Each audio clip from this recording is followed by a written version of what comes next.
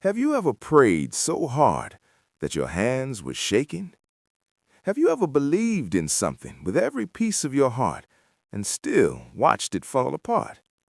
Have you ever asked God, why me? Why now? Why, when I have done everything right, does it still feel so wrong? What if I told you that the silence you are living in right now is not God's absence, it is His preparation? This is the story of Arjun. Arjun was 28 years old. He had spent 6 years, building toward one dream, a government job, stability, a way to finally look his aging mother in the eye and say, "You can rest now, I've got us." But the letter on the table said otherwise. Rejected. Not once, not twice, 4 times. His friends had moved on. Some had married. Some had built houses. Some had stopped calling because they did not know what to say anymore. Arjun sat alone in a 10-by-10 room. No job, no money, no plan, and a mother 300 kilometers away who asked every Sunday, "Beta, any news?" And every Sunday, Arjun said the same thing. "Soon, Ma, soon." Outside his window, the world moved fast. Auto rickshaws, phone calls, deadlines, celebrations. Life loud and relentless. But inside that room, time had stopped.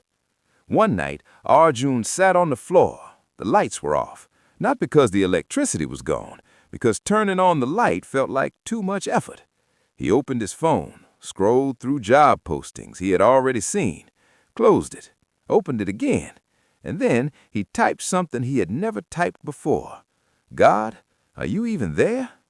He did not send it to anyone. He just sat with it, in the dark, alone. And then, nothing happened. No voice, no sign, no sudden flash of divine light.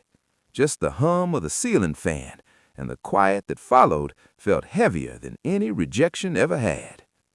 The next morning, Arjun's mother called. Not about the job. She just called to say something small. "Beta, remember that mango tree in our backyard? The one that never gave fruit for 7 years? It's full of mangoes this season. I don't know why. I just wanted to tell you." Arjun almost laughed. What a strange thing to say. But that night, he could not stop thinking about it. A tree, 7 years, no fruit. And then, quietly, without announcement, without explanation, everything it had been holding came forward at once. Arjun sat up in the dark and thought, what if I am that tree? What if nothing was wasted? What if rejection was just the roots going deeper?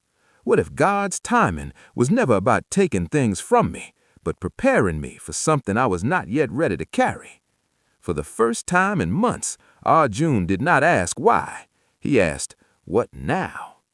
He did not change overnight. Real change never works like that. But the next morning, he woke up before the sun. He opened his books, not because success was guaranteed, because giving up felt like the only thing left to lose. He stopped comparing his chapter 1 to everyone else's chapter 10. He stopped refreshing his rejection emails. He started writing in a small diary, 1 line every night, not goals, not plans, just one honest sentence about how the day actually felt. Some days it read, "Hard, but I am still here." Some days, "I don't understand, but I choose to trust." And some days, rare, quiet, beautiful days, it read, "I think something is shifting."